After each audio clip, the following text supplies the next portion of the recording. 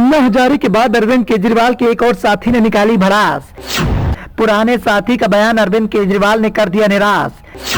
हेगड़े बोले सत्ता में आते ही केजरीवाल पर लालच हुआ हावी। केजरीवाल की गिरफ्तारी के बाद आम आदमी पार्टी पर छाए संकट के बादल। लोकसभा चुनाव की तारीखों के ऐलान के बाद से ही लगातार आम आदमी पार्टी मुश्किलों का सामना करती हुई दिखाई दे रही है। आम आदमी पार्टी के मुखिया और दिल्ली के मुख्यमंत्री अरविंद केजरीवाल की गिरफ्तारी हो चुकी है। बीती रात ईडी ने उन्हें गिरफ्तार कर लिया।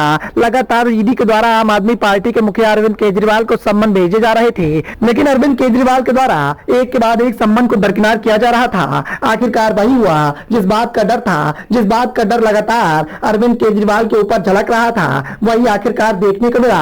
अरविंद केजरीवाल की गिरफ्तारी हो गई। अरविंद केजरीवाल की गिरफ्तारी के बाद पुराने साथी भी एक एक करके उनका साथ छोड़ते हुए दिखाई दे रहे हैं। सुप्रीम कोर्ट के पूर्व जज एन संतोष हेगड़े का कहना है कि वो दिल्ली के मुख्यमंत्री अरविंद केजरीवाल को लेकर बेहद निराश हैं। खास बात तो ये कि हेगड़े केजरीवाल के पुराने साथी रहे हैं। अन्ना हजारे की अगुवाई में इंडिया अगेंस्ट करप्शन में हेगड़े और केजरीवाल दोनों ही शामिल थे।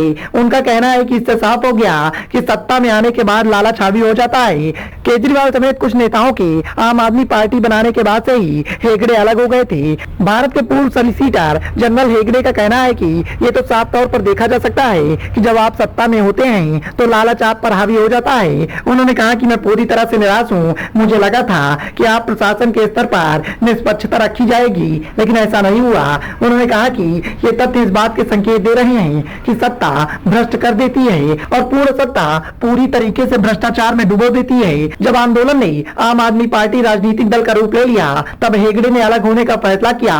वो बताते हैं कि अलग होने की मुख्य वजह थी आज की राजनीति भ्रष्टाचार की गुफा हो गई है। कोई भी राजनीतिक दल इससे अछूता नहीं है। इंडिया अगेंस्ट करप्शन आंदोलन प्रशासन में भ्रष्टाचार के खिलाफ था। हेगड़े का कहना है कि राजनीति से बाहर रहना और राजनीति को साफ करने की कोशिश करना हमारा सिद्धांत था, लेकिन एक समूह ने तय किया कि राजनीति में जाना चाहिए और उसे साफ करना चाहिए। इस बात पर कभी भी मुझे भरोसा नहीं था कि ऐसा हो सकता है। मुझे लगता है कि आज जो हो रहा है वो बात कहीं न कहीं उदाहरण है जिसे मैं सही मानता था।